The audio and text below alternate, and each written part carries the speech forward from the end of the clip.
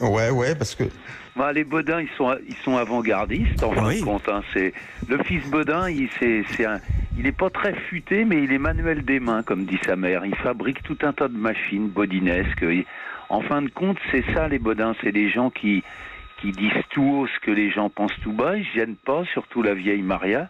Et puis, ils se débrouillent avec ce qu'ils ont, voilà. Quelle est la dimension politique de votre spectacle? Parce que c'est pas seulement des gags, il y a aussi du sens et du corps. Ben, en fait, on joue beaucoup avec l'actualité. Donc, enfin, quand on est en spectacle dans les zéniths, on réagit à l'actualité de la semaine ou même du jour même quand elle est nationale. Alors, on n'est pas là pour faire passer un message politique, mais le thème même du spectacle, c'est-à-dire que la valeur du terroir, la débrouillardise, etc., ça en devient presque un message politique, mais on ne l'a pas du tout fait pour ça. Il y a beaucoup de gilets jaunes qui s'étaient reconnus, qui vous avez reconnu vous-même, les Bodins, comme porte-parole. Est-ce que vous assumez, est-ce que vous récusez? En fin de compte, nous, être les porte-parole des gens qu'on n'écoute jamais, ça nous va bien, au contraire. Hein, et puis, c'est aussi une façon de... comme ça a été fait pendant le confinement, d'applaudir les gens dont on n'en parle jamais, comme les personnels soignants par exemple. Il faut que je raconte quand même, pour qui ne vous aurait jamais vu, vous tournez avec 10 semi-remorques de matériel, vous reconstruisez une ferme sur Seine, il y a une maison, une grange, un potager, des animaux vivants, des poules, des lapins, un chien, un cochon, des chèvres. Il y a aussi une mare avec de l'eau, il y a même des canons à odeur, ça sent le brûlé, ou alors les sous-bois, ou alors le foin qu'on vient juste fraîchement de couper. Combien vous êtes pour monter tout ça?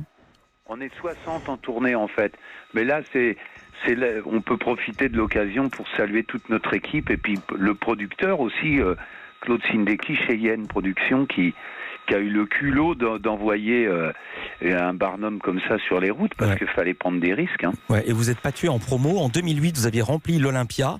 Il faut le faire, remplir l'Olympia, avec un budget pub et communication qui s'élevait à 8,90 €.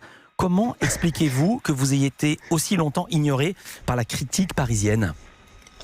Non, mais c'est aussi peut-être un petit peu de notre faute parce qu'on a commencé à créer nos spectacles en région et puis avec notre compagnie théâtrale et on a beaucoup tourné en région avant de venir à Paris. Ouais. Et puis voilà, nos personnages sont un peu à la mode maintenant, mais c'est vrai qu'il y avait une petite forme de ringardise à l'époque, mais finalement, au fur et à mesure, la langue bien pendue de la Maria, la bêtise du fils, ce duo, voilà, les gens ont fini par l'apprécier. On a drainé un public incroyable depuis maintenant pratiquement une trentaine d'années que l'on fait le duo, 25 ou 26 ans je crois.